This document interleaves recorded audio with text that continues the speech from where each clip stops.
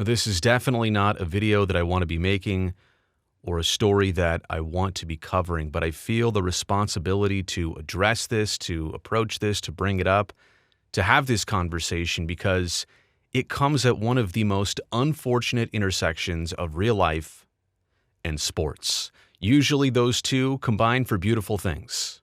Sports brings joy and enhancement to real life, but in this case, sports may have brought something completely ugly to real life. At least that's the way it's being portrayed and played out. We'll talk more about that in a second. First off, here's what happened. On Monday, Shane Tamura, 27-year-old, entered the 345 Park Avenue building in Midtown New York City. He shot 5 people. He killed 4 of them, and then eventually took his own life. There was gunfire in the lobby, as well as on some of the higher floors of the building. But down in the lobby, it included gunfire right across what was the logo of the National Football League, because this building is NFL headquarters in New York. And that seems to be the reason why all of this happened. This seems to be the target of Mr. Tamura. Shane Tamura took the elevator up to the 33rd floor. It's where he shot another person and eventually, as I mentioned, took his own life. But about that 33rd floor, he actually was not trying to get there. He ended up in offices of a different firm, was trying to reach, apparently, the NFL headquarters, did not make it there. Amidst certain confusion and chaos, you'd have to imagine what that scene was like. He did not make it to NFL headquarters. But again, he did take 4 lives. And I do want to take this moment to show their pictures on the screen right now. Dirul Islam, 36 years old. Wesley LePatner, 43 years old. Alan Etienne, 46 years old. Julia Hyman, 27 years old. Those lives of somebody's children, somebody's sibling, somebody's parent. Some of these individuals have young children or were expecting children in the very near future as well. And they were just showing up to work, doing what they normally did on a Monday afternoon, had no clue something like this was bound to play out. It wrecks my heart, my soul to even think about what their families are going through and trying to put together. And yes, we're going to talk more about what happened and the genesis of how this all played out, but let's never forget what's really important here. And the real loss and the real tragedy and the real conversation are those 4 individuals. And then there's Shane Tamura, who was a running back that played high school football here in the state of California. Didn't play football after that, but obviously had a short and brief and what a lot of people said was a successful high school football career. He then went on to work a security job at, I believe, more than one Las Vegas casino. He relocated from Los Angeles in Southern California to Las Vegas, was working as a security individual in Las Vegas. And to do what he did, drove himself to New York from Las Vegas in a 2-day span. And in retrospect, as much as we will talk about mental health issues and a documented mental health history, it's just amazing that through the course of a 2-day drive, there was no turning around. There was no thinking better of the situation. There was no change of an initial plan. It is so sad and unfortunate that even during a 2-day period, to go out to New York for apparently this intention, it never changed. Again, a documented mental health history. I don't want to go too far into that other than what reports have already stated, that this person was known to have some severe problems. And we'll get into what he said about this and his message, which normally I wouldn't really want to go into that, but I do think it's important because it brings up kind of the interesting conversation surrounding what happened here. Shane Tamura left a note that mentioned the NFL and mentioned his questioning of suffering from CTE, the ailment of the brain that comes after severe trauma repeatedly that a lot of football players face. The basics of CTE, and I know it's three very long, intimidating words, but if you just look at the first two, chronic and traumatic. This is a degenerative brain condition that happens after repeated head injuries. Now, I'm not going to go ahead and take 3 steps in front of everybody else to automatically assume that this is the reason for everything that happened and try and come to any conclusions or even assumptions.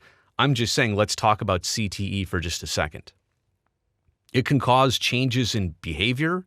It can cause changes in mental abilities.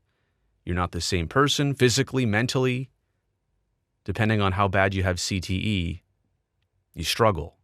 And it can't be diagnosed while the patient is alive. So that's why Shane Tamura left this note, and I'll read you some of the quotes of what he said. But he was basically asking to study his brain because he felt like it was affecting him and impacting him. And again, there is no good excuse for what he did. I'm not even trying to paint that picture. I'm just here to say that maybe he was only right about one thing, that he had CTE, or maybe not. And that's kind of the problem here because you cannot diagnose CTE while a patient is alive. This is something that can only be determined after they've passed and the brain can fully be inspected. There's also no current cure for CTE. So you don't know if somebody has it, and we don't know how to get somebody help for this right now. But CTE very much linked to sports, specifically with football. Hockey has had some issues with it over the years. I think even soccer and the amount of headers and concussions and brain injuries, anytime there's trauma to the brain, CTE can over time be something to consider. So CTE, among the other things of this video and topics, this is a very real, documented, understandable part. The message that Tamura left said, quote, "Please study my brain for CTE. I'm sorry." Well, it's hard to put all that together and have it really mean just one thing. There's a lot going on there in just a handful of words. He also said, quote, "You can't go against the NFL in trying to bring up CTE or trying to maybe get an admission from the NFL. They'll squash you," is what Tamura's note said. He said, "I'm sorry a few times. I'm sorry. The league knowingly concealed the dangers to our brains to maximize profits. They failed us." Clearly, this is somebody who is pretty set on thinking that they're suffering from CTE and they're blaming the NFL.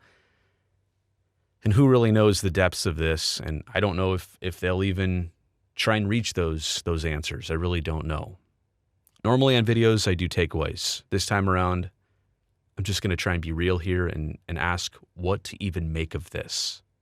Number one, we cannot turn our heads. 4 people lost their lives. And unfortunately, in this day and age, that's not a main headline. That's just a news story that comes up on a Monday, gets discussed for the rest of the week, and then kind of diminishes or gets replaced by something else. And that is terrible. That is absolutely terrible. But I'm here to say this story and this situation and a person doing what they did and then saying that's why they did it and the connection to sports and something that we can have impact on. We can't turn our heads to this. We cannot unsee what happened. We cannot quickly move on from this. We just cannot do it.